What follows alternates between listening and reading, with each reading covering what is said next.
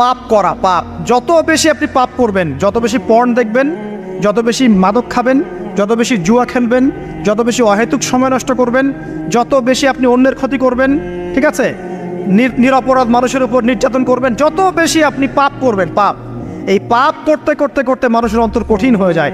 ইবনুল কাইয়্যিম রাহিমাহুল্লাহ বলেছেন যে পাপ করতে থাকলে মানুষের অন্তর কঠিন হয়ে যেতে থাকে, এবং ইস্তেগফার আর জিকির করলে গিয়ে মানুষের অন্তর আবার নরম হতে থাকে।